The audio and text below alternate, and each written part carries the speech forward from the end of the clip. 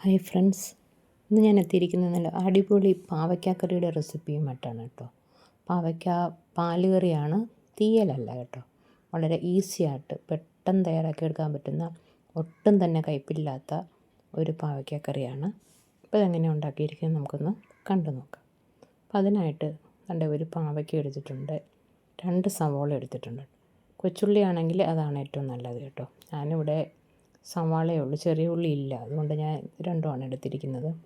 അപ്പോൾ ഇതെല്ലാം നമുക്കൊന്ന് അരിഞ്ഞെടുക്കണം. പാവയ്ക്ക അരിഞ്ഞ് കുറച്ച് നേരം ഉപ്പുവെള്ളത്തിലിട്ട് വെച്ച് ഒന്ന് പിഴിഞ്ഞൊക്കെ എടുത്ത് മാറ്റി വെക്കാം. ഇനി നമുക്ക് കറി വെക്കാൻ തുടങ്ങാം.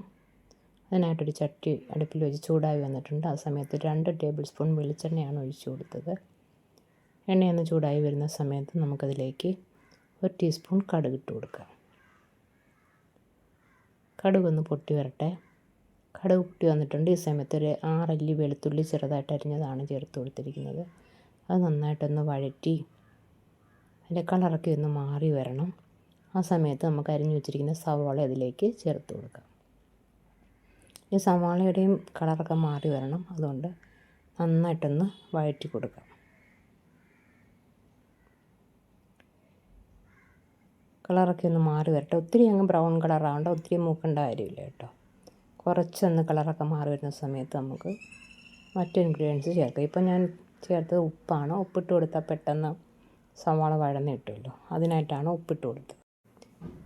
ഇപ്പോൾ സവാളയൊക്കെ ഒന്ന് വഴന്ന് വന്നിട്ടുണ്ട്.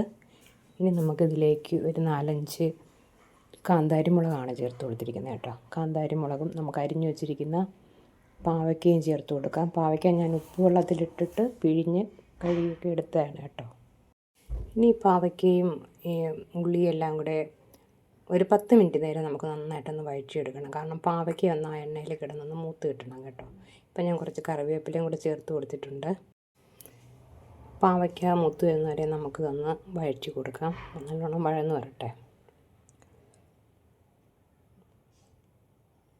പാവയ്ക്കയൊക്കെ ഒന്ന് വഴന്ന് വന്ന സമയത്ത് ഒരു നാരങ്ങ വലിപ്പത്തിലുള്ള പുളി വെള്ളത്തിലിട്ട് വെച്ചിട്ടുണ്ടായിരുന്നു. ആ പുളിവെള്ളം ഇതിലേക്ക് ഒഴിച്ചു കൊടുത്തിട്ടുണ്ട് കേട്ടോ. ഇനി ഇതെല്ലാം കൂടെ ഇളക്കി നമുക്കൊന്ന് മൂടി വെച്ച് കൊടുക്കാം. എന്നിട്ട് ഈ വെള്ളം ഒന്ന് വറ്റിച്ചെടുക്കണം. ഇപ്പോൾ ഇതാ ആ പുളിവെള്ളം എല്ലാം വറ്റി വന്നിട്ടുണ്ട്.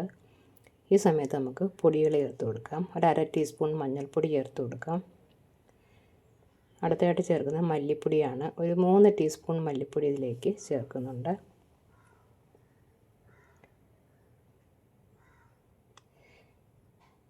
അടുത്തതായിട്ട് മുളക് പൊടിയാണ്. 2 ടീസ്പൂൺ മുളക് പൊടി, പിന്നെ ഒരു 1/2 ടീസ്പൂൺ ഉലുവ പൊടിച്ചത്.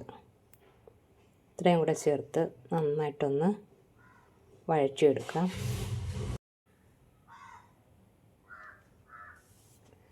ഇപ്പോൾ ഓൾറെഡി ഈ ചട്ടിയിൽ എണ്ണയുണ്ട്. ആ എണ്ണയിലാണ് നമ്മളിത് വഴറ്റിയെടുക്കുന്നത്. അധികം എണ്ണയൊന്നും നമ്മളിതിനകത്ത് ഉപയോഗിക്കുന്നില്ല കേട്ടോ. അപ്പം അരപ്പൊക്കെ ഒന്ന് നന്നായിട്ടൊന്ന് മൂത്ത് വരട്ടെ. മൂത്ത് വരുന്ന സമയത്ത് നമുക്കിതിലേക്ക് ഇനി ആവശ്യത്തിന് വെള്ളം ചേർത്ത് കൊടുക്കാം. അപ്പോൾ അരപ്പൊക്കെ ഒന്ന് മൂത്ത് വന്നിട്ടുണ്ട്. വെള്ളം ചേർത്ത് കൊടുക്കാം. കുറേശ്ശെ ചേർത്ത് കൊടുക്കാം കേട്ടോ. ഒരുപാട് വെള്ളം വേണ്ട. നമുക്ക് ലാസ്റ്റ് ഇതിനകത്ത് പാലൊക്കെ ചേർക്കാനുള്ളതാണ്. അപ്പോൾ അതുകൊണ്ട് ആദ്യം കുറച്ച് വെള്ളം ചേർത്ത് കൊടുത്തപ്പോൾ കട്ടിക്കിരിക്കുവാണ്. അപ്പോൾ കുറച്ച് വെള്ളം കൂടെ ചേർത്ത് കൊടുക്കാം. ഇതെല്ലാം കൂടെ മിക്സ് ചെയ്ത് നമുക്കൊന്ന് തിളപ്പിച്ചെടുക്കാം.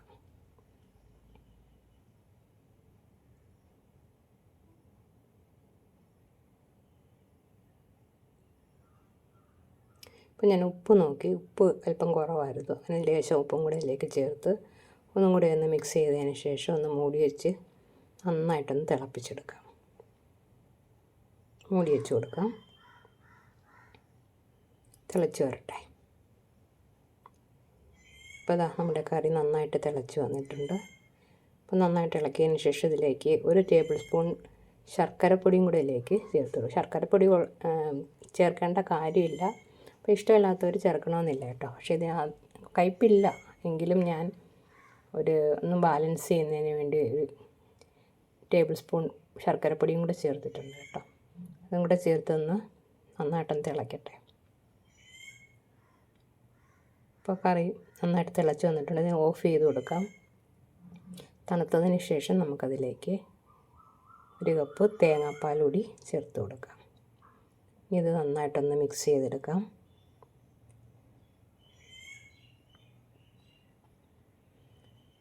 ഇത്രയേ ഉള്ളൂ. നല്ല അടിപൊളി ടേസ്റ്റിലുള്ള ഒരു പാവയ്ക്കാക്കറി ഇവിടെ റെഡി ആയിട്ടുണ്ട്. അപ്പോൾ എല്ലാവരും ട്രൈ ചെയ്ത് നോക്കുക. ഇഷ്ടപ്പെടുന്നെങ്കിൽ ലൈക്ക് ചെയ്യുക, ഷെയർ ചെയ്യുക, കമൻറ്റ് ചെയ്യുക, ചാനൽ സബ്സ്ക്രൈബ് ചെയ്യുക. Okay, thank you.